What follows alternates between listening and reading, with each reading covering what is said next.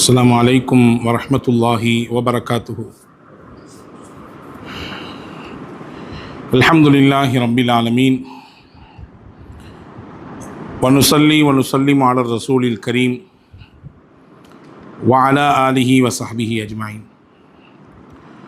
قال الله تعالى في القرآن الكريم والفرقان الحميد: أعوذ بالله من الشيطان الرجيم، بسم الله الرحمن الرحيم. جعل الله البيت الحرام قياما للناس. وقال نبينا محمد صلى الله عليه وسلم: لو لم يحج الناس هذا البيت لأطبق الله السماء على الأرض. اللهم صل على سيدنا محمد وعلى آل سيدنا محمد وأنزله المقعد المقرب عندك يوم القيامة. எல்லாம் வல்ல அல்லாஹுவின் திருப்பெயர் போற்றி புகழ்ந்து, அல்லாஹுவின் திருத்தூதர் முஹம்மது ரசூலுல்லாஹி ஸல்லல்லாஹு அலைஹி வஸல்லம் அவர்களின் சலாத்தும் சலாமும் அல்லாஹினுடைய அன்பும் கருணையும் அவர்களுக்கும் அவர்களை பின்பற்றிய சத்திய சஹாபாக்கள், நல்லோர்கள், சுஹதாக்கள், சாலிஹின்கள், குறிப்பாக ஜும்மாவினுடைய அவைக்கு வருகை தந்திருக்கிற வர இருக்கிற எல்லா மக்களின் மீதும் எல்லாம் வல்ல அல்லாஹுவின் பேரருள் என்றும் நிலைத்து நிற்கட்டுமாக. வல்ல அல்லாஹ் நம்முடைய எல்லா விதமான காரியங்களையும் லேசாக்கி கொடுத்து சுபிட்சமான, மனநிறைவான, ஆரோக்கியமான, நல்ல அமல்களுடன் கூடிய நல்வாழ்க்கையை அல்லாஹ் நம் யாவருக்கும் வழங்கட்டுமாக. நோய் நொடி இல்லாத, மருத்துவத்தின் பெருஞ்செலவுகள் இல்லாத வாழ்வை நமக்கும் நம்முடைய குடும்பத்தினர்களுக்கும் அல்லாஹ் தந்தரட்டுமாக. அல்லாஹுவின் ஆலயமாம் காபாவையும் அவன் தூதர் முஹம்மது ஸல்லல்லாஹு அலைஹி வஸல்லம் அன்னவர்களின் புனிதமான ரவுதாவையும் புனிதமான பைத்துல் முகத்தஸையும் மீண்டும் மீண்டும் ஹஜ்ஜி உம்ரா ஜியாரா செய்வதற்கு நம் எல்லோருக்கும் அல்லாஹ் தௌஃபீக் தரட்டுமாக. உலகை விட்டு மூச்சடங்கும் நேரத்திலே லா இலாஹ இல்லல்லாஹ் முஹம்மது ரசூலுல்லாஹ் என்ற கலிமாவை சொல்லி நம்முடைய ஆத்மாக்களை அல்லாஹ் கைப்பற்றி நாளை ஜன்னத்துல் ஃபிர்தௌஸ் என்ற உயர்ந்த சொர்க்கத்திலே கண்மணி நாயகம் ஸல்லல்லாஹு அலைஹி வஸல்லம் அவர்களின் தலைமையின் கீழே நம்மை பெற்றவர்கள், நமக்கு கல்வி தந்தவர்கள், நம் முன்னேற்றத்திற்கு காரணமான அத்துணை மக்களையும் அல்லாஹ் ஜன்னத்துல் ஃபிர்தௌஸிலே ஒன்றிணைத்து அருள் புரிவானாக. ஆமீன் யா ரப்பல் ஆலமீன். கண்ணியத்திற்கு மிகுந்த மரியாதைக்கும் உரிய பெரியோர்களே, பாசத்திற்குரிய சகோதரர்களே, 2026 இவ்வருடத்திற்கான ஹஜ்ஜினுடைய காலம் துவங்கிவிட்டது. உலகின் பல பாகங்களிலிருந்து அல்லாஹுவின் இல்லத்தை ஹஜ்ஜி செய்வதற்காக வேண்டி நாடி அல்லாஹுவின் விருந்தினர்களான ஹாஜிகள் புறப்பட்டு போய் கொண்டிருக்கிறார்கள். தமிழகத்திலிருந்து மட்டும் சற்றேறக்குறைய இவ்வாண்டு ஹஜ் கமிட்டி மற்றும் தனியார் சர்வீஸின் வழியாக 10,000க்கும் அதிகமான ஹாஜிகள் பயணிக்க இருக்கிறார்கள். வரக்கூடிய மே 5ஆம் தேதியிலிருந்து தமிழகத்திலிருந்து கிளம்பக்கூடிய ஹஜ் கமிட்டியின் வழியாக கிளம்பக்கூடிய ஹாஜிகளின் விமானம் புறப்பட இருக்கிறது. எல்லாம் வல்ல அல்லாஹ்விடத்திலே இந்த நேரத்திலே நாம் துஆ செய்து கொள்வோம். இவ்வாண்டு ஹஜ்ஜிக்கு வருகிற எல்லா ஹாஜிகள், குறிப்பாக நம்முடைய நாட்டிலிருந்து பயணிக்கக்கூடிய, நம் மாநிலத்திலிருந்து பயணிக்கக்கூடிய எல்லா ஹாஜிகளின் ஹஜ்ஜையும் அல்லாஹ் ஏற்றுக்கொண்டு அன்று பிறந்த பாலகனாய் ஹாஜிகள் அனைவர்களையும் தங்களுடைய தாயகத்திற்கு பாதுகாப்பாக அல்லாஹ் திருப்பி அனுப்பட்டுமாக. கண்ணியத்திற்கும் மரியாதைக்கும் உரிய பெரியோர்களே, இஸ்லாத்தின் 50 கடமைகளில் ஒன்று புனித ஹஜ். 5 தூண்களில் இஸ்லாம் நிற்கிறது என்று பெருமானார் ஸல்லல்லாஹு அலைஹி வஸல்லம் சொன்னார்கள். புனியல் இஸ்லாம் அலா ஹம்ஸ், 5 தூண்களிலே இஸ்லாம் நிற்கிறது. அதிலே பெருமானார் அந்த 5இல் ஒன்றாக ஹஜ்ஜை குறிப்பிட்டார்கள்.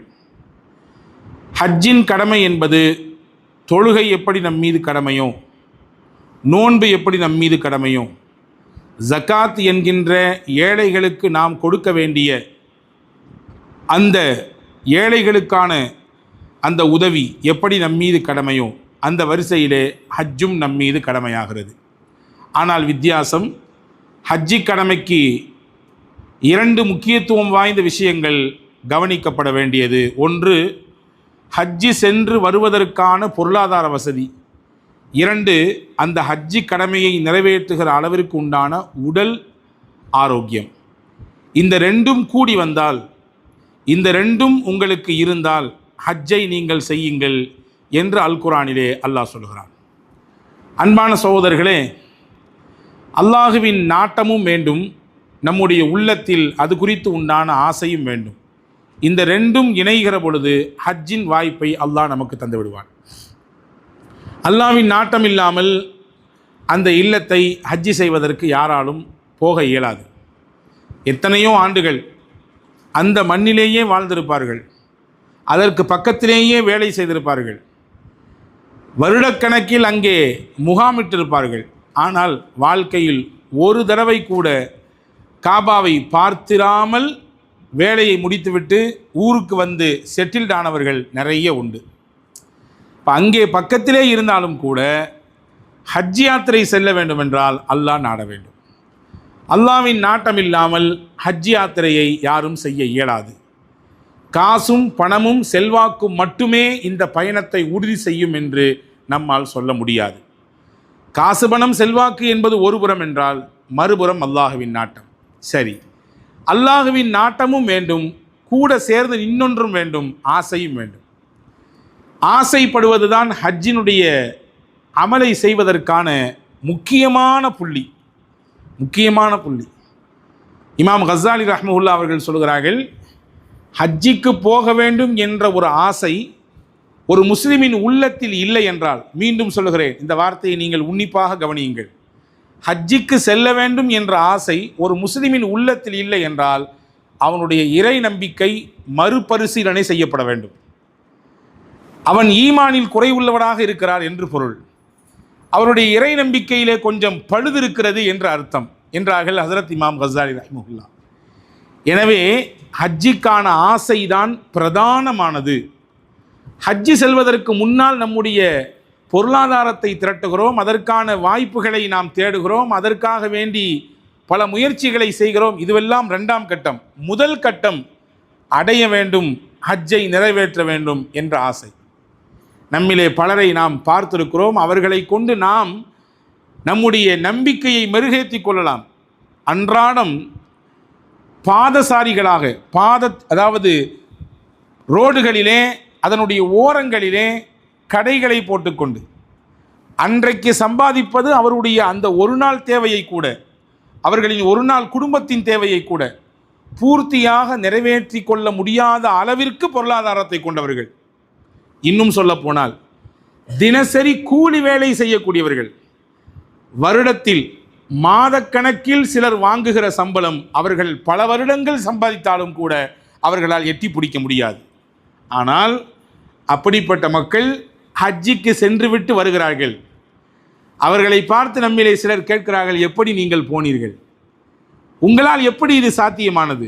அவர்களின் பதில் ஒன்றே ஒன்றுதான், அல்லாஹ் அழைத்தான் போனேன், அல்லாஹ் கூப்பிட்டான் போனேன், அல்லாஹ்விடத்திலே தொடர்ந்து துவா செய்தேன், நான் வர வேண்டும் என்று ஆசைப்பட்டேன், புனித ஆலயத்தை தவாப் செய்ய வேண்டும் என்று நான் கனவு கண்டேன், அதை நனவாக்குவதற்காக வேண்டி தொடர்ச்சியாக அல்லாஹ்விடத்திலே பேசிக்கொண்டே இருந்தேன், பார்க்கிற நபர்களிடத்திலெல்லாம் சொன்னேன், நான் ஹஜ்ஜிக்கு வர வேண்டும் துவா செய்யுங்கள், நான் ஹஜ்ஜிக்கு வர வேண்டும் துவா செய்யுங்கள் என்று சொன்னேன். யார் செய்த துவாவோ எப்பொழுது அல்லாஹ் நாடினானோ தெரியவில்லை, என்னையும் அழைத்து விட்டு வந்து விட்டான். இப்பொழுது நான் ஹஜ்ஜை முடித்து விட்டேன். அன்பர்களே, அடிப்படையாக நாம் உள்வாங்கிக் கொள்ள வேண்டியது, இந்த பயணத்தை பொறுத்தவரை மற்ற எந்த பயணங்களானாலும் ஒரு நாளைக்கு முன்னால் திட்டமிடுவோம், மறுநாள் அதை செய்து முடித்து விடுவோம். இந்த இடத்திற்கு பயணிக்க வேண்டும் என்று இந்த வாரத்தின் முதல் நாளிலே நமக்கு எந்த சிந்தனையும் இருக்காது. வாரத்தின் இடை நாட்களிலே யோசிப்போம், உடனேயே டிக்கெட்டை புக் செய்வோம், அடுத்து நாம் பயணிப்போம், அந்த இடங்களிலே சென்று கண்டுவிட்டு வந்தும் விடுவோம். ஒரு வாரத்தின் இடையிலேயே அப்படியே தலைகீழாக மாறி நம்முடைய பயண திட்டங்கள் எல்லாம் வகுக்கப்பட்டு அந்த பயணமும் நிறைவு செய்து விட்டு வந்து விடுவோம். ஆனால் ஹஜ்ஜில் மட்டும் அல்லாஹுவின் நாட்டமும் நம் உள்ளங்களிலே இருக்கக்கூடிய ஆசையும் தான் பிரதானமானது என்பதை நாம் இங்கே கவனத்தில் கொள்ள வேண்டும். எனவேதான் ஹஜ்ஜிக்கு போக வேண்டும் என்ற ஆசை உங்கள் உள்ளத்தில் வந்துவிட்டால் அதற்காக வேண்டி உண்டான முயற்சியை விரைவுபடுத்துங்கள். ஹஜ்ஜுக்கு செல்வதற்கான எல்லா வசதியும் உங்களிடத்திலே கூடி வந்துவிட்டால், பொருளாதாரம் இருக்கிறது, போய்விடலாம், உடலும் நல்ல திடகாத்திரமாக இருக்குது, தெம்பு இருக்குது, என்னையால் போயிட முடியும் அப்படின்ற நம்பிக்கை இருக்குதுன்னா நீங்கள் தாமதிக்காதீங்க. தள்ளி போடாதீங்க, அடுத்த வருஷம் பார்த்துக்கலாம். ஏன் இப்போ 45 தானே ஆகுது வயது, 50+, 60 தாண்டும் பொழுது போய்கொள்ளலாம் என்றெல்லாம் நீங்கள் தாமதப்படுத்தாதீர்கள் என்று பெருமானார் ஸல்லல்லாஹு அலைஹி வஸல்லம் சொன்னார்கள். ஹதீஸிலே வந்திருக்கிறது பாருங்கள், மன் அராதல் ஹஜ்ஜ ஃபல்யுஅஜ்ஜில், ஹஜ்ஜை செய்ய வேண்டும் என்று ஒருத்தர் விருப்பப்பட்டு விட்டால் விரைவுபடுத்துங்கள், அந்த ஹஜ்ஜை சீக்கிரமாக செய்து விடுங்கள், வரக்கூடிய ஆண்டிலேயே அதை நீங்கள் நிறைவேற்றி விடுங்கள். காரணம் என்ன தெரியுமா? அடுத்த வருஷம் என்று தள்ளி போட்டால் இடையில் உங்கள் ஆரோக்கியத்தில் ஏதாவது கேடு ஏற்பட்டு விடலாம், அல்லது நீங்கள் சென்று வருவதற்கான சூழல் மாறி போய்விடலாம், பயணத்தினுடைய திட்டங்கள் மாறி போய்விடலாம், அல்லது நீங்கள் ஒதுக்கி வைத்திருக்கக்கூடிய அந்த காசோ பணமோ வேறு ஏதாவது தேவைகளுக்கு செலவாகி போய்விடலாம். எனவே இவ்வாண்டு செல்ல வேண்டும் என்று நினைப்பு வந்துவிட்டால் வேகப்படுத்தி அந்த கடமையை விரைவாக முடியுங்கள் என்று நபிகள் பெருமானார் ஸல்லல்லாஹு அலைஹி வஸல்லம் சொன்னார்கள். அன்பர்களே, எந்த இடத்திலும் வேகம் கூடாது இல்லையா? தொழுகிறோம், வேக வேகமாக தொழுகிறோம், 4 ரக்காத்தை சீக்கிரமாக குனிஞ்சு எந்திரிக்கிறோம், கூடுமா? அப்படின்னா கூடாது. ரசூல் சொன்னாங்க, ஒருத்தரை பார்த்து சொன்னாங்க, ஒருத்தர் தொழுவு வந்தார், அப்படி வேக வேகமாக தொழுதார். ரசூல்லா சொன்னாங்க, சல்லி ஃப இன்னக லம் துஸல்லி, நீங்கள் தொழுகவே இல்லை, இன்னொருக்கு தொழுவுங்கன்னாங்க. இந்த மாதிரி 3 தடவை சொன்னாங்க. அவருக்கு நில புரியாமல் நபிகிட்ட கேட்டார், எப்படி தொழுகணும் தெரியல, எனக்கு சொல்லித்தாங்கன்னு கேட்டார். நபி ஸல்லல்லாஹு அலைஹி வஸல்லம் அவர்கள் அப்பொழுதுதான் சொல்லி கொடுத்தார்கள், தக்பீர் கட்டினால் நிதானமாக கட்ட வேண்டும், கியாமிலே நிதானமாக நிற்க வேண்டும், ருக்கு நிதானமாக செய்ய வேண்டும், சஜிதா நிதானமாக செய்ய வேண்டும். வேக வேகமாக ஏதோ பரபரப்பிலே நீங்கள் செய்துவிட்டு போகக்கூடியது அல்ல, இது இறைவனோடு பேசுகிற இடம், நிதானமாக பொறுமையாக செய்யுங்க அப்படின்னு சொல்லி கொடுத்தாங்க. வேகம் காட்டாதீங்கன்னாங்க. சரி, தொழுகைக்கு வருகிறோம், இமாமோடு சேரப்போகிறோம், ஒரு ரக்காயத்தை இமாம் முடித்து விட்டார், 2வது ரக்காயத்தினுடைய ருக்குவிலே இருக்கிறார். நமக்கு என்ன தேட்டம், பரபரப்பு, அந்த ரக்காயத்தை நமக்கு தவற விட்டு விடக்கூடாது, ஓடி வர்றோம். ரசூல்லா சொன்னாங்க, ஓடி வராதிங்கன்னாங்க. ஃபதூஹா முத்துமையின்னீன், நிதானமாக வாங்க, ஒரு ரக்காயத்தை மிஸ் பண்ணாலும் பரவாயில்ல, நீங்கள் ஓடி வந்துலாம் அந்த ரக்காயத்தை பிடிக்கணும்னு எந்த அவசியம் இல்லை. இமாமோடு என்ன ரக்காயத்து உங்களுக்கு கிடைத்ததோ தொழுங்கள், எது உங்களுக்கு கிடைக்கவில்லையோ அதை பின்னால் எழுந்து நீங்கள் மிச்சமாக மீதியாக தொழுது கொள்ளுங்கள். ஏன் அந்த ரக்காயத்தை பிடிக்கணும்னு, ஏன் இந்த ஓட்டம், ஏன் இந்த பதட்டம், ஏன் இந்த வேகம் வேண்டாம்? நாங்கள் ரசூல்லா அல்லாஹ்வை நினைவு கூறுகிறீர்கள், வேக வேகமாக தஸ்பீகை உருட்டுவது சரியா? நீங்கள் கையால் மட்டும் உருட்டாதீர்கள், கல்பாலும் நினையுங்கள். அல்லாஹ்வை உள்ளத்தில் நினைத்து நீங்கள் உங்கள் கைகளிலே அதை நீங்கள் எண்ணிக்கொள்ளுங்கள், வேக வேகமாக செய்யாதீங்க. எந்த ஒரு செயலையும் வேகமாக செய்ய வேண்டாம் என்று சொன்ன மார்க்கம் ஹஜ்ஜை மட்டும் சொல்லுது, வேகப்படுத்திடுங்கன்றாங்க, தாமதிச்சிடாதீங்க, தள்ளி போட்டுறாதீங்கன்றாங்க, கொஞ்சம் நிதானமாக செஞ்சுக்கலாம் என்ற யோசனைக்கெல்லாம் வந்துடாதீங்கன்றாங்க. ஏதாவது இடையில் ஏற்பட்டு போகலாம். அப்படி ஏற்பட்டதற்கு பிறகு வருத்தப்பட்டு வேதனைப்பட்டு எந்த புண்ணியமும் இல்லை.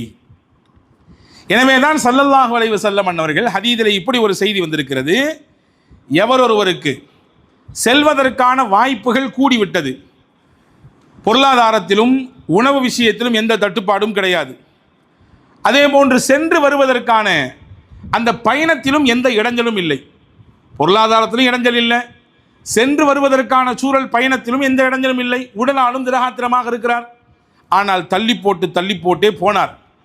ஒரு கட்டத்திலே அவருக்கு அந்த ஆசையே உள்ளத்திலிருந்து போய்விட்டது, பார்த்துக்கலாம், பின்னாடி வாய்ப்பு இருந்தால் பார்த்துக்கலாம் அப்படின்ற மாதிரியான நினைப்பு வந்து போனது என்றால், நபிகள் நாயகம் ஸல்லல்லாஹு அலைஹி வஸல்லம் இப்படி ஒரு அழுத்தமான, ரொம்பவும் கவனிக்க வேண்டிய, பயப்பட வேண்டிய ஒரு வார்த்தையை சொல்லி நமக்கு எச்சரிக்கிறார்கள். ஃபைல் வலம் யஹுஜ்ஜ ஃபலா அலைஹி அன் யமூத யஹூதியன் அவ் நஸ்ரானியா, அவர் யூதராகவோ நஸ்ரானியாகவோ மரணிப்பதிலே எனக்கு எந்த பிரச்சனையும் இல்லை. எல்லா வாய்ப்பும் கூடி இருக்கும் பொழுதும் கூட ஹஜ்ஜை செய்யணும்னு நாட்டமும் இல்லை, மேலும் மேலும் மேலும் மேலும் அந்த ஹஜ்ஜி செய்வதை தள்ளி போட்டுக்கொண்டே போகிறார். மரணம் என்ன சொல்லிவிட்டால் வரும், நான் வரப்போகிறேன், தயாராக இருந்துக்கோ, உன்னை கூட்டிகிட்டு போகிறேன், மே மாதம் 31ஆம் தேதி உன்னை வந்து நான் சந்திக்க இருக்கிறேன் என்று சொல்லிட்டெல்லாம் எந்த நபருக்கும் மரணம் வருவதில்லை. அப்படியே எண்ணம் இல்லாமல், ஹஜ்ஜி செய்ய வேண்டும் என்ற நாட்டம் இல்லாமல், எல்லாம் கையில் இருந்தும் தள்ளி போட்டால் அவர் மரணிக்கட்டும்.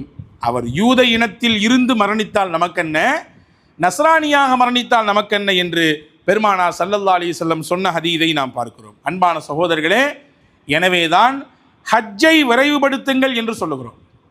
ஹஜ்ஜு செய்வதற்கான வாய்ப்பு கூடிவிட்டால் தாமதிக்காதீர்கள், தள்ளி போடாதீர்கள் என்று நாம் சொல்லுவதற்கு காரணம் அதுதான். சில பாவங்கள் இருக்கிறது, அந்த பாவங்களுக்கான மன்னிப்பை ஹஜ்ஜு செய்தால் மட்டும்தான் பெற முடியும். சில சின்ன சின்ன தவறுகள் இருக்கிறது. ஒவ்வொரு நாளும் நாம் தொழுகைக்கு ஒது செய்கிறோம் இல்லையா? கையை கழுகிறோம், காலை கழுகிறோம், முகத்தை கழுகிறோம், வாய்க்கு தண்ணீர் செலுத்துகிறோம், நாசிக்கு நீர் செலுத்துகிறோம். நாம் எந்தெந்த உறுப்புகளை எல்லாம் கழுகிறோமோ அந்தந்த உறுப்பிலிருந்து ஏற்பட்ட பாவங்கள் அந்த தண்ணீரில் கரைந்து ஓடிவிடும். ரசூலுல்லாஹ் சொன்னாங்க. கை செய்த பாவம் கையை கழுகும் போது போய்விடும். கால் செய்த பாவம் அந்த கால் எந்த தீமை நோக்கி நடந்ததோ போய்விடும். நாவு செய்த பாவம், நாவு என்னென்ன தேவையற்றதை, மார்க்கம் அனுமதிக்காததை பேசியதோ வாயை கொப்பளிக்கும் பொழுது அந்த சிறு பாவங்கள் கழிந்துவிடும் இல்லையா? அதே மாதிரி தொழுகைக்கு ஒருத்தர் பள்ளிவாசலுக்கு நடந்து வர்றாரு, ரசூலுல்லாஹ் சொன்னாங்க அதுவும் கூட பாவ மன்னிப்புக்கான வழிதான். ஒவ்வொரு எட்டும் எடுத்து வைப்பது பாவ மன்னிப்புக்கான வழிதான். ஒருத்தர் அல்லாஹ்விடத்திலே துவா செய்கிறார், துவாவும் பாவ மன்னிப்புக்கான வழிதான். ஒன்றும் இல்லை, வந்தார் 1:15 ஜமாத்து, ஆனால் அவர் 1:05 பள்ளிவாசலுக்கு வந்து விட்டார். வந்து 2 ரக்காயத்தோ 4 ரக்காயத்தோ சுன்னத்தை தொழுது விட்டு உட்கார்ந்து இருக்கிறார். ஒரு 5 நிமிடம். ரசூலுல்லாஹ் சொன்னாங்க அந்த 5 நிமிஷமும் இவருக்காக வேண்டி மலக்குகள் பாவ மன்னிப்பு கேட்பார்கள். யா அல்லாஹ் இவர் பாவத்தை மன்னித்து விடு. வேற எந்த நோக்கமே இவருக்கு உள்ளத்தில் இல்லை. 5 நிமிஷம் இருக்கு, தொழுகைக்காண்டி வெயிட் பண்றார். அந்த ஜமாத்தை தொழுகணுன்றதுக்காக வேண்டி அவர் தாமதித்து உட்கார்ந்து இருக்கிறார், அதற்காக வேண்டி எதிர்பார்த்து உட்கார்ந்து இருக்கிறார். எனவே இவர் பாவத்தை மன்னித்து விடு. தாமதிக்கும் நேரம் கூட மன்னிப்புக்கான வழி என்று பெருமானார் ஸல்லல்லாஹு அலைஹி வஸல்லம் கற்றுத்தந்தாங்க. கடந்த காலத்தை நினைத்து, நம்முடைய வாழ்வியலை நினைத்து, கடந்த காலத்தில் நாம் செய்துவிட்ட தவறுகள், நம்மை அறியாமல் நிகழ்ந்துவிட்ட பாவங்கள் நினைத்து அமர்ந்து தனிமையிலே உட்கார்ந்து கண் கலங்கினார். ஒரே ஒரு சொட்டுத்தான் அந்த கண்ணின் ஓரத்தில் அப்படியே பூத்து வந்தது. ரசூலுல்லாஹ் சொன்னாங்க அந்த ஒரு சொட்டு தண்ணீர் அவர் பாவத்தை மன்னிக்கும். அந்த ஒரு சொட்டு கண்ணீர் அவருடைய பாவங்களை அழிவதற்கு காரணமாகும். இப்படி பல வகைகள் இருக்குது. பாவ மன்னிப்புக்கான பல வகைகளை, பல அம்சங்களை, வழிகளை பெருமானார் நமக்கு சொல்லிக் கொடுத்தார்கள். அந்த நபிகள் தான் சொன்னாங்க, இன்ன மினத் துனூபி தம்பா லா யுகஃபிருஹா இல்லல் உகூஃபு பில் அரஃபா. மனிதர்கள் செய்யக்கூடிய பாவங்களிலே சில பாவங்கள் இருக்கிறது, அதற்கான மன்னிப்பை அரஃபால போய் உட்கார்ந்தாதான் கிடைக்கும். நாங்கள் சொல்றோம் அரஃபால போய் உட்கார்ந்தாதான் கிடைக்கும். அப்படின்னா என்ன அர்த்தம் தெரியுமா? அரஃபால எப்போ உட்கார முடியும்? ஹஜ்ஜி காலத்தில் மட்டும்தான் உட்கார முடியும். இப்போ உம்ராக்கெல்லாம் போகிறோமே, அதெல்லாம் ஜஸ்ட் நீங்கள் பார்க்குறீங்க, அவ்வளோதான். அரஃபா இதாங்க, இந்த மலை தாங்க அரஃபா மலை, இந்த மைதானம் தான் அரஃபா மைதானம். இங்கே தான் ஹஜ்ஜில் ஹாஜிகள்லாம் வந்து அந்த 9வது நாள் உட்கார்ந்துருப்பாங்க அப்படின்னு சொல்லித்தரப்படும். இதுதான் அரஃபா மைதானம், இங்கே தான் ஹஜ்ஜுக்கான ஹாஜிகள் கூடும் இடம் என்று உங்களுக்கு சொல்லித்தரப்படும். நீங்கள் பரக்கத்துக்காண்டி அங்கே நின்றுக்கலாம், அவ்வளோதான். அல்லாட்ட கொஞ்சம் துவா செஞ்சுக்கலாம். வேற மற்றபடி பெருசாக அந்த இடத்தில் ஹஜ் அல்லாத நாட்களிலே பெரும் சிறப்புகளை பெற இயலாது. ஹஜ்ஜின் நாளில் ஹஜ்ஜு செய்யக்கூடிய ஹாஜி அந்த அரஃபாவில் தங்கக்கூடிய அந்த நாள் இருக்கிறதே, ரசூலுல்லாஹ் சொன்னாங்க மனிதர்கள் செய்யும் சில பாவங்களுக்கான மன்னிப்பு அங்கே தங்கினால் மட்டும்தான் கிடைக்கும். தொழுகிறாரு, ஓதுறாரு, நிறைய தான தர்மம் செய்கிறாரு, நிறைய நிறைய நிறைய அவர் அன்பளிப்புகள் கொடுக்கிறார், பல நல்ல காரியங்களை செய்கிறார், அதெல்லாம் சரிதான். பாவத்துக்கு அல்லாஹ் மன்னிப்பு கொடுப்பான். ஆனால் சில பாவங்களுக்கு மன்னிப்பு அங்கே போனால் தான் கிடைக்கும். நம்ம எல்லாரும் திரும்ப திரும்ப கேள்விப்பட்ட ஒரு வார்த்தை என்ன தெரியுமா? ஹஜ்ஜுக்கு போயிட்டா எப்படி வருவாங்க? ஊருக்கு வரும் பொழுது அன்று பிறந்த பாலகனாக வருவாங்க. கேள்விப்படுறோமா? ஹஜ்ஜுக்கு போயிட்டு எப்படி வருவாங்க ஊருக்கு? அன்று பிறந்த பாலகனாக வருகிறார்கள். ரஜஅக யௌமின் வலதத்துஹு உம்முஹு. ரசூலுல்லாஹ்வுடைய வார்த்தை இதுதான். அன்று பிறந்த பாலகனாக ஹஜ்ஜை முடித்து ஊருக்கு வருகிறார். சரி, அன்று பிறந்த பாலகனின் பொருள் என்ன? பிள்ளை இடத்தில் எந்த தவறும் இருக்காது, எந்த பாவம் இருக்காது. பாவமறியாத பச்சிடம் குழந்தை எப்படி பாவத்தின் வாடை கூட அந்த பிள்ளைக்கு இருக்காதோ அப்படி ஒரு தூய்மையை அல்லாஹ் ஹாஜிக்கு கொடுத்துட்றான். அது எங்கே கிடைக்குது? ஹஜ்ஜில் தான் கிடைக்குது. அதுவும் குறிப்பாக அரஃபா நாளில் தான் கிடைக்குது. அரஃபா மைதானத்தில் வைத்துத்தான் அந்த தூய்மைப்படுத்தும் வேலையை அல்லாஹ் செய்கிறார். எனவே அன்பர்களே, பாவத்தை மன்னிப்பதற்கான இடமாக ஹஜ் இருக்கிறது.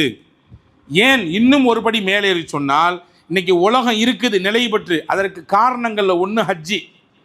ரசூலுல்லாஹ்வுடைய ஹதீஸ் இப்படி ஒன்று வந்திருக்கிறது, உலகிலே அல்லாஹ் அல்லாஹ் என்று சொல்லிக் கொண்டிருக்கக்கூடிய நபர் இருக்கும் வரை அல்லாஹ் உலகை என்ன செய்ய மாட்டான்? அழிக்க மாட்டான், உலகை முடிவுக்கு கொண்டு வர மாட்டான். அந்த மாதிரி தான் ரசூல் சொன்னாங்க, இந்த உலகத்திலே காபத்துல்லாவை ஹஜ்ஜி செய்யக்கூடிய மக்கள் இருக்கும் வரை உலகத்திற்கு அல்லாஹ் முடிவை எழுத மாட்டான். அப்படின்னா என்ன அர்த்தம்? எந்த ஆண்டு ஹஜ்ஜி நடக்கவில்லையோ, எந்த ஆண்டு ஹஜ்ஜிக்கு ஹாஜிகள் போகவில்லையோ, காபாவை ஹஜ்ஜி செய்வதற்கு யாத்திரிகள் புனித யாத்திரிகள் வரவில்லையோ, அப்போ அறிகுறி உலகம் அழிய போகுது. அதாவது ரசூலுல்லாஹி ஸல்லல்லாஹு அலைஹி வஸல்லம் சொல்லக்கூடிய வார்த்தை, லவ்லம் யஹுஜ்ஜன் நாசு ஹாதல் பைத், இந்த புனித இல்லத்தை ஹஜ்ஜி செய்வதற்கு மக்கள் வரவில்லை என்றால் அல்லாஹ் உலகத்தை புரட்டி போட்டு விடுவான், உலகத்தினுடைய முற்றுப்புள்ளியை அல்லாஹ் எழுதி விடுவான் என்று நபிகள் பெருமானார் ஸல்லல்லாஹு அலைஹி வஸல்லம் அன்னவர்கள் நமக்கு சொல்லித் தருவதை பார்க்கிறோம்.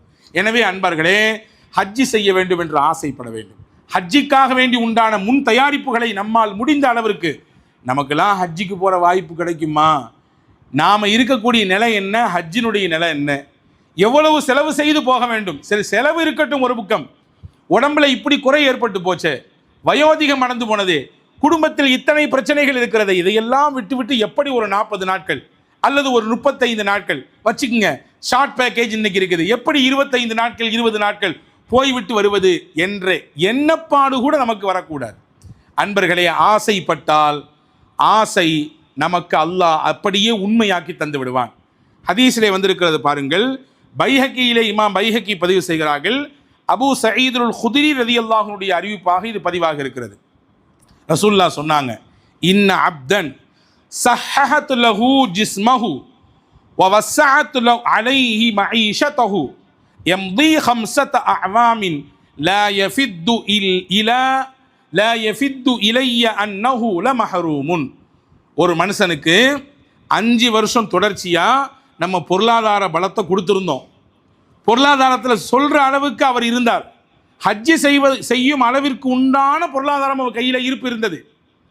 அதே மாதிரி அந்த 5 ஆண்டுகளிலே உடலாலும் அவர் பலப்பட்டிருந்தார், பயணம் செய்கிற அளவுக்கு உடலில் தெம்பு இருந்துச்சு, பயணம் செய்யலாம் அப்படின்ற அளவிற்கு எல்லா விதமான உடல் தகுதிகளையும் அவர் பெற்றிருந்தார். என்னது, உடல் தகுதியையும் பெற்றிருந்தார், பொருளாதாரத்திலும் நல்ல வலுவாக 5 ஆண்டுகள் தொடர்ச்சியாக இருந்தார். ஆனால் அந்த 5 ஆண்டிலே இந்த 2ஐயும் பெற்றுக்கொண்டு ஹஜ்ஜிக்கு போகணுன்ற திட்டம் அவருக்கு இல்லவே இல்லை, ஹஜ்ஜி செல்ல வேண்டும் என்கின்ற திட்டம் அவருக்கு அறவே இல்லை.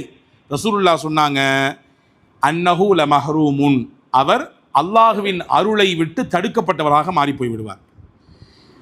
தொடர்ச்சியாக 5 வருஷம் அவருக்கு உடல் திரகாத்திரத்தையும் கொடுத்து பொருளாதாரத்திலையும் வசதியை கொடுத்து ஹஜ்ஜி செய்வதற்கான சிந்தனையே அவருக்கு வரலன்னு சொன்னால் அல்லாஹ்வின் அருளை விட்டு நீங்கியவராக தடுக்கப்பட்டவராக அவர் மாறி போய் விடுவார் என்று நபிகள் நாயகம் ஸல்லல்லாஹு அலைஹி வஸல்லம் அவர்கள் சொன்னதை நாம் இங்கே கவனப்படுத்த வேண்டும். எனவே அன்பர்களே, ஆசைப்பட்டால் அதற்காக வேண்டி சின்ன சின்ன முயற்சிகளை மேற்கொண்டால் நிச்சயமாக அல்லாஹ் அந்த புனிதமான வாய்ப்பை நமக்கு வழங்குவான். அபூதாவுதிலே ஒரு ஹதீஸ் வந்திருக்கிறது, அதை நினைவு கூறுகிறேன் உங்களுக்கு. அரஃபாவில் ஒட்டுமொத்த ஹாஜிகளும் சங்கமிப்பார்கள் ஹஜ்ஜினுடைய 9வது பிறையிலே. அந்த நாளுக்கு பேரே யௌமுல் அரஃபா, அரஃபாவுடைய நாள். அந்த நாளிலே ஒட்டுமொத்த ஹாஜிகளும் உலகத்தில் எந்த பாகத்திலிருந்து ஹஜ்ஜிக்கு வந்திருந்தாலும் அவங்க சவுதி அரேபியாக்குள்ளே வந்துட்டாங்கன்னா அந்த 9வது நாள் அரஃபா மைதானுக்கு வந்துடணும். மதீனாவுக்கு வந்து இறங்கினவங்க, மக்காவுக்கு முன்னாடியே போனவங்க, லாஸ்ட்டில் வந்து இறங்கினவங்க, எல்லாம் ஷார்ட் பேக்கேஜில் வந்தவங்க, நார்மல் பேக்கேஜில் போனவங்க, எந்த பேக்கேஜில் போனவங்களாலும் சரிதான், அவர்கள் எல்லோரும் 9வது பிறையிலே அரஃபா மைதானத்துக்கு வந்துவிட வேண்டும். ஒட்டுமொத்த மக்களும் அங்கே தான் சங்கமிப்பார்கள். நீங்கள் எல்லாம் பார்க்க முடியும், அந்த துல்ஹஜ்ஜி மாதத்தினுடைய அந்த 9வது நாள் ஒட்டுமொத்த முஸ்லீம் உலகத்திற்கும் அந்த லைவ் காட்டப்படும். அது ஒரு பெரிய மலை காட்டப்படும், அந்த மலைக்கு மேலே ஈக்களை போன்று எறும்புகளை போன்று முஸ்லீம்கள் அப்படி எஹ்ராம் தரித்து கொண்டு உட்கார்ந்து இருப்பார்கள். பெரிய மைதானம் காட்டப்படும், எங்கே திரும்பினாலும் எஹ்ராம் உடை உடித்து கொண்டு மக்கள் போவதும் வருவதும் அமர்ந்திருப்பதும் துவா செய்வதும் இந்த காட்சிகள் காட்டப்பட்டு கொண்டே இருக்கும். அந்த இடம் முழுக்க அரஃபாவினுடைய மைதானம். அந்த மைதானத்தில் என்ன செய்வாங்க ஹாஜிகள் அப்படின்னா, துவா தான் செய்வாங்க. 2 வக்து தொழுகை. முந்தின நாள் சில நபர்கள் இரவே போய்விடுவார்கள், சில நபர்கள் காலை ஃபஜர் தொழுகைக்கு பிறகு வருவார்கள். லொஹர் தொழுகையும் அசர் தொழுகையும் அந்த மைதானத்தில் தொழணும். லொஹர் தொழுகையும் அசர் தொழுகையும் 2 ரக்காத்தாக சுருக்கி தொழணும்.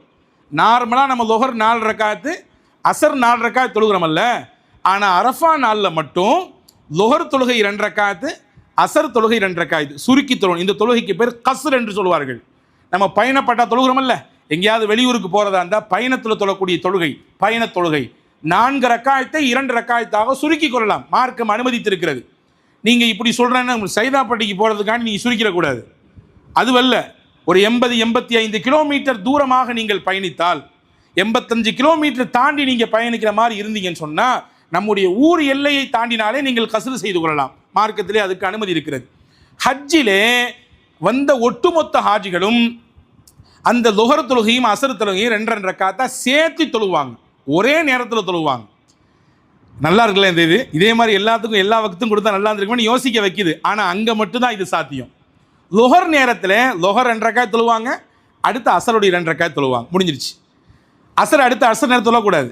மகரீபையும் இஷாவையும் சேர்த்து அந்த அரஃபா மைதானத்துக்கு அடுத்து ஒரு இடத்துக்கு போக வேண்டும், அதுதான் முஸ்தலிஃபா, அதுவும் ஒரு மைதானம் தான். அங்கே போய் மகரீபையும் இஷாவையும் சேர்த்து அங்கே தொழுகணும். அந்த டேயினுடைய அமலை சொல்கிறேன், அவ்வளோதான். மிச்ச நேரத்தில் என்ன செய்யணும்? துவா செய்யணும், அவ்வளோதான். துவா தான் செய்ய வேண்டும். திரும்பி இடமெல்லாம் உட்கார்ந்து துவா செய்ய வேண்டும். அந்த அரஃபா நாளில் கண்ணு கொண்டு பார்க்கணுங்க. சில விஷயங்களை வாயால் சொல்கிறது, போயிட்டு வந்தவங்க சொல்லி கேட்குறது, அதில் அந்த அளவுக்கு ஈடுபாடோ அந்த அளவுக்கு ஈர்ப்போ இருக்காது. நேரில் பார்த்தா தான், நேரில் போய் லைவில் அனுபவிச்சா தான் அதனுடைய டேஸ்ட் என்னன்னு தெரியும். அப்படி லைவில் அனுபவிக்க வேண்டிய விஷயம் அரஃபாவுடைய நாள். அந்த நாளினுடைய இன்பம் என்ன என்பதை அந்த மைதானத்தில் இருந்தவர்களால் மட்டும்தான் உணர முடியும். அந்த நாளினுடைய மகத்துவம் என்ன என்பதை அந்த மைதானத்திலே உட்கார்ந்து கண்ணீர் விட்டவர்களால் மட்டும்தான் உணர முடியும். என்ன செய்வார்கள்? துவா தான் செய்வார்கள். உட்கார்ந்து துவா செய்வார்கள், நின்று கொண்டு துவா செய்வார்கள், கூட்டாக துவா செய்வார்கள், குடும்பத்தோடு துவா செய்வார்கள், மரத்திற்கு கீழே நின்று துவா செய்வார்கள், மலைக்கு மேலே ஏறி துவா செய்வார்கள், கையை தூக்கி கொண்டு துவா செய்வார்கள், சுருக்கி கொண்டு துவா செய்வார்கள், கண்ணீர் விடுவார்கள், கதறுவார்கள். எல்லாம் திரும்பி பார்க்கறதுனால எல்லா ஹாஜிகளுடைய கையும் அல்லாஹ்விடத்தில் ஏந்தி நிற்கும். யாரும் சும்மா இருக்க மாட்டாங்க. பெரும்பாலும் 99.9% ஹாஜிகள் துவாவில் தான் இருப்பார்கள். துவாவில் சடைவு வராது அன்னைக்கு. ஏன்னா அன்னைக்கு துவாவுக்கான நாள் அது. அப்படி எல்லாரும் அல்லாட்ட கண்ணீர் விட்டு பேசிட்டு இருக்கும்போது அல்லாஹ் ஒவ்வொரு வருஷம் சொல்லுவானா. இந்த ஹதீஸ் நம்முடைய கல்விலே ஆழமாக இறங்கி நிற்க வேண்டிய ஹதீஸ், எனக்கும் உங்களுக்குமான ஹதீஸ் இது. அல்லாஹ் சொல்லுவானா மலக்குகளை எல்லாம் கூப்பிட்டு, பார்த்தீங்களா என்னுடைய அடியார்கள் எந்தெந்த நாட்டில் இருந்தெல்லாம் வந்திருக்காங்க, எந்தெந்த நிறம் உள்ளவங்களாம் வந்திருக்கிறாங்க, என்னென்ன பாஷை பேசுகிறவங்களாம் வந்திருக்காங்க. ஆனால் இந்த நாளில் எல்லாரும் அல்லாஹ் அல்லாஹ் அல்லான்னு என்னையை கூப்பிட்டு இருக்கிறாங்க. லப்பைக் லப்பைக் லப்பைக் யா அல்லாஹ், நான் வந்துட்டேன், நீ கூப்பிட்டேன் நான் வந்துட்டேன்னு என்னிடத்தில் வந்து தன்னை அப்படியே அர்ப்பணிச்சிட்டு இருக்காங்க. பார்த்தீங்களா, இவங்களை எல்லாத்தையும் நான் தான் கூப்பிட்டேன் அப்படின்னு அல்லாஹ் சொல்லுவான். மலக்குகளிடத்தில் சொல்லுவானாம், இவர்கள் எல்லோரையும் நான் தான் கூப்பிட்டேன்னு சொல்லி முடிச்சுட்டு அடுத்த 2 நிமிஷம் கழிச்சு அடுத்த சில நேரங்களிலே மலக்குகளிடத்திலே மறுபடியும் சொல்லுவானா, சும்மா ஒன்றும் கூப்பிடல, இவங்க என்கிட்ட கேட்டுக்கிட்டே இருந்தாங்க, யா அல்லாஹ் ஹஜ்ஜினுடைய நசீபை குர்ரா அல்லாஹ், நான் ஹஜ்ஜிக்கு வரணும் அல்லாஹ், நான் மைதானத்தில் அரஃபால நிற்கணும் அல்லாஹ், முஸ்தலிஃபால நான் ராத்திரி படுக்கணும் அல்லாஹ், உன் ஆலயத்தை ஹஜ்ஜினுடைய நாளில் வந்து தவாஃப் செய்யணும் அல்லாஹ். ஹஜ்ஜினுடைய காலத்தில் காபாவினுடைய டிசைனே மாறிடும். நீங்கள் பார்க்கலாம், நார்மல் நாட்களில் முழு திரையிட்டு அது அப்படி ஒரு அழகோடு காட்சி அளிக்கும் காபா. அழகு என்றால் பேரழகு, கருப்பு என்றால் உலகத்திலே ஒதுக்கி வைப்பார்கள். உலகத்திலேயே ஒரு கருப்பு கட்டிடம் உள்ளங்களை ஈர்க்கிறது என்றால் அது அல்லாஹ்வுடைய ஆழம் மட்டும்தான். கருப்பு கட்டிடம் தான் அது. பொதுவாகவே கருப்புனா வேற வேற பெயர்கள் வச்சிருக்கான். பிளாக் மணிங்கிறான், தப்பான வந்த காசுக்கு பிளாக் மணிங்கிறான். இல்லை, கருப்புனாலே ஒதுக்குறான் மனிதன். ஆனால் உலகத்தில் ஒரு கருப்பு தான் ஒட்டுமொத்த முஸ்லீம் உம்மத்தினுடைய உள்ளத்தையும் அப்படியே உழுக்குகிறது. அதுதான் காபா. அது சாதாரண நாட்களில் பார்க்கக்கூடிய அழகு வேற, ஹஜ்ஜினுடைய காலத்தில் பார்க்கக்கூடிய அழகு வேற. ஹஜ்ஜினுடைய காலத்தில் காபாவும் எஹ்ராம் தரித்திருக்கும். என்னடா இது, நாம தானே எஹ்ராம் கொடுத்துறோம், ஹஜ்ஜில் காபாவுமா எஹ்ராம் கொடுத்துருக்கோம். ஆமாம், ஹஜ்ஜின் காலத்தில் நீங்கள் இப்போ பாருங்க, காபாவில் போய் லைவில் பாருங்க, நடுஸில் மட்டும் ஒரு வெள்ளை திரை போட்டு அப்படியே சுற்றி இருப்பார்கள். மேல் பாகத்திலே கருப்பு திரை இருந்தாலும் நடுப்பாகத்திலே அப்படியே காபாவினுடைய முழுக்க அந்த வெள்ளை திரை இறப்பட்டிருக்கும். அப்படின்னா என்ன அர்த்தம்? இது ஹஜ்ஜினுடைய சீசன் அர்த்தம், இது ஹஜ்ஜினுடைய காலம் என்ற அர்த்தம். அன்பர்களே, அந்த காலத்தில் நான் காபாவை தவாப் செய்ய வேண்டும் என்று திரும்பின இடமெல்லாம் கேட்டுக்கிட்டே இருந்தான். என் அடியா என்ற கேட்டுக்கிட்டே இருந்தான், ஹஜ்ஜிக்கு வரணும்னு. அதனால தான் நான் கூப்பிட்டேன் அப்படின்னு அல்லாஹ் சொல்லுவான். நான் தான் கூப்பிட்டேன்னு முதல்ல சொல்லிட்டு அடுத்து என்ன சொல்கிறான் அல்லாஹ், சும்மா ஒன்றும் கூப்பிடல, என்கிட்ட கேட்டுக்கிட்டே இருந்தார். பார்க்குற இடத்துல எல்லாம் கேட்டார். கையை உசத்தும் போதெல்லாம் யா அல்லாஹ் ஹஜ்ஜி கொடு, ஹஜ்ஜிக்கு வரணும் அல்லாஹ். கொஞ்ச நாளைக்கு முன்னாடி ஒரு மௌலவி பேசிய ஒரு சின்ன கிளிப்பு வைரலாக பரவச்சு. முஸ்லீம் மக்கள் எல்லாரும் தங்களுடைய வாட்ஸ்அப்பில் நிறைய இடங்களில் ஷேர் பண்ணாங்க. அவர் அதில் ஒரு செய்தி சொல்கிறார், சுருக்கமாக சொல்கிறேன். ஒரு வயதிலே முதிர்ந்தவர், பொருளாதாரத்திலே ரொம்பவும் பின்தங்கியவர், பள்ளிவாசலிலே எடுபடியாக வேலை செய்யக்கூடியவர். அப்படி சொல்லக்கூடாது, அல்லாஹ்வுடைய இல்லத்திலே வேலை பார்க்கக்கூடியது பெரும் பாக்கியம். எடுபடி என்ற வார்த்தையிலே நாம் அவர்களை சுருக்கிவிடக்கூடாது.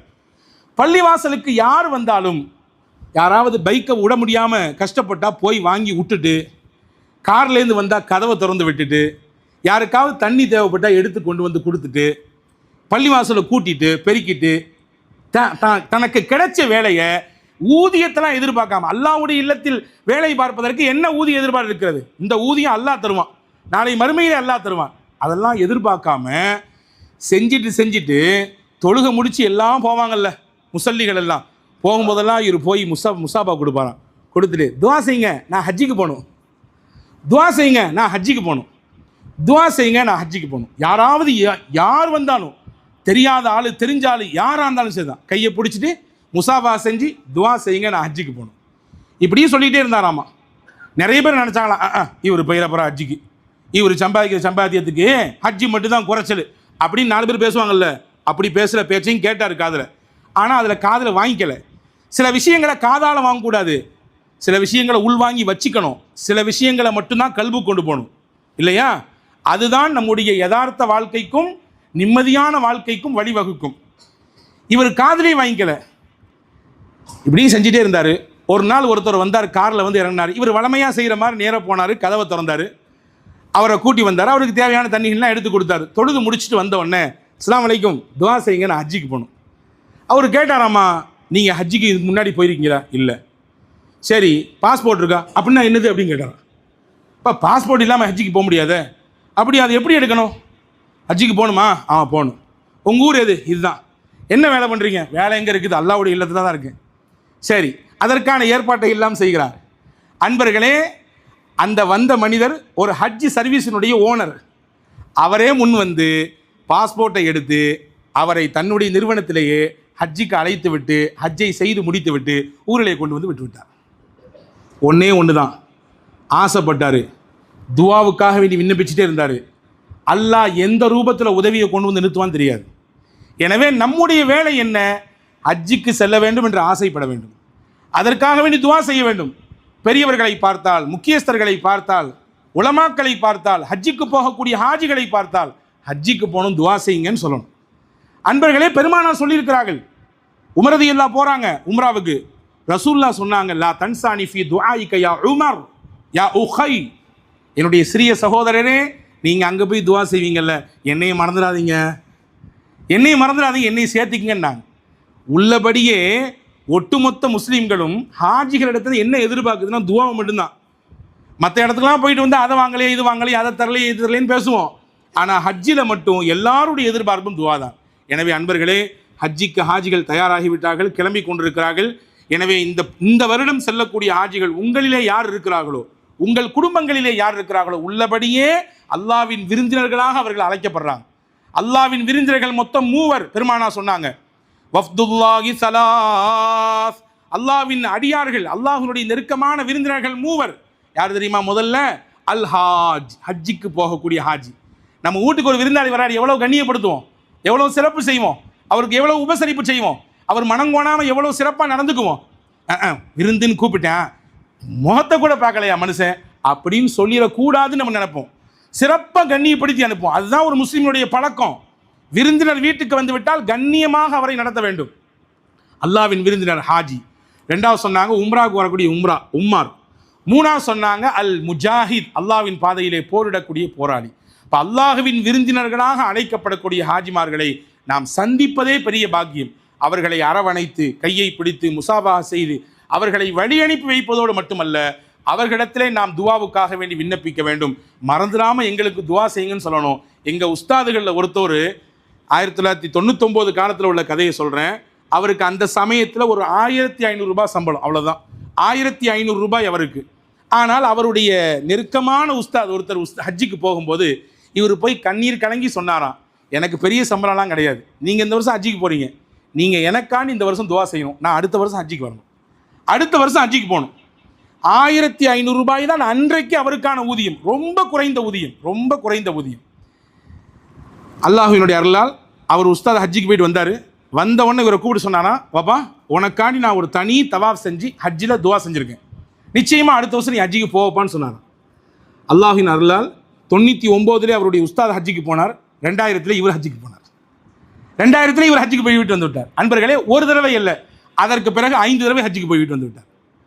ஒரே ஒரு விஷயம் மட்டும்தான் நம்முடைய கவனத்தில் ஏற்றி வைக்க வேண்டியது, அல்லாஹ் நாடி விட்டால் எதுவுமே கிடையாது, எப்படியோ கூட்டி சென்று விடுவான். அது கிடைப்பது பாக்கியம். அப்படியான மக்களை சந்திப்பது பாக்கியம். அந்த மண்ணை மிதிக்கக்கூடியவர்களை, காபாவை பார்க்கக்கூடியவர்களை பார்ப்பது பாக்கியம். எனவே அவர்களின் கையை பிடித்து முசாஃபா செய், துவா செய்யுங்கள், எங்களுக்கு நாங்களும் ஹஜ்ஜிக்கு போனோம் என்று கேட்போம். இது ஹஜ்ஜின் காலம், அவர்களுக்காக துவா செய்வோம். எல்லாம் வல்ல அல்லாஹ் அப்படிப்பட்ட சிறந்த பாக்கியத்தை பெற்ற மக்களாக நம்மையும் ஆக்கி வரக்கூடிய ஆண்டுகளேயே குடும்பத்தோடு ஹஜ்ஜிக்கு போகிற நசீபை தருவானாக. நான் மட்டும் போகணும்னு நினைக்கக்கூடாதுங்க, மனைவி மக்களோட போகணும், அப்பா அம்மாவோட போகணும். ஏன் அல்லாஹ் விசாலமானவன், வைக்கும் போது நீயத்தை விசாலமாக வச்சிட வேண்டியது தானே. அல்லாஹ் தருவதற்கு தயாராக இருக்கிறான். யா அல்லாஹ் எங்களை குடும்பத்துடன் ஹஜ்ஜிக்கு அழைப்பாயாக, அந்த மண்ணிலே ஆசுவாசப்படுத்துவாயாக. உன்னை பார்த்து உன்னுடைய ஆலயத்திற்கு முன்னால் ஹஜ்ஜிக்கு இஹ்ராம் கட்டி நின்று நாங்கள் புலகாங்கிதம் அடைய வேண்டும், கண்ணீர் வடிக்க வேண்டும், அந்த புனிதமான அரஃபாவிலே நின்று தங்க வேண்டும், முஸ்தலிஃபாவிலே தங்க வேண்டும். நசீபை யா அல்லாஹ் எங்கள் எல்லோருக்கும் தருவாயாக. இவ்வாண்டு ஹஜ்ஜிக்கு போகிற எல்லா ஹாஜிமாவுடைய ஹஜ்ஜையும் யா அல்லாஹ் நீ ஏற்றுக்கொண்டு மபரூராக, மக்பூலாக, அன்று பிறந்த பாலகனாக மக்கள் எல்லோரையும் நீ ஊர் திருப்புவாயாக. வாஹிர் தாவானா அனில் அல்ஹம்துலில்லாஹி ரப்பில் ஆலமீன். அஸ்ஸலாமு அலைக்கும் வரஹ்மத்துல்லாஹி வபரகாத்துஹு. இன்ஷா அல்லாஹ் இவ்வருடம் ஹஜ்ஜிக்கு போகக்கூடிய ஹாஜிகளுக்காக வேண்டியே இன்ஷா அல்லாஹ் இன்று மாலை அசர் தொழுகைக்கு பிறகு சாலிகிராமம் ஹமீதியா ஜும்மா மஸ்ஜிதில் வைத்து கோடம்பாக்க வட்டார ஜமாத் உலமா சபை சார்பாக ஹாஜிகளுக்கான ஒரு வழிகாட்டுதல் முகாம் நடக்குது. நல்ல சிறந்த அறிஞர்கள் எல்லாம் அங்கே உரையாற்றுறாங்க. எனவே நம்ம குடும்பங்களில் உறவுகளில் யாராவது தெரிஞ்சவங்க ஹஜ்ஜிக்கு போகிறதா இருந்தால் உடனடியாக அவசரமாக இந்த செய்தியை அவர்களிடத்திலே சொல்லி அந்த கூட்டத்திலே கலந்து கொள்ள செய்யுங்கள். சாலிகிராமம் மெயின் ரோட்டில் இருக்கக்கூடிய ஹமீதியா பள்ளிவாசல் மாலை 5 மணிக்கு. அல்லாஹ் தௌஃபீக் செய்வானாக.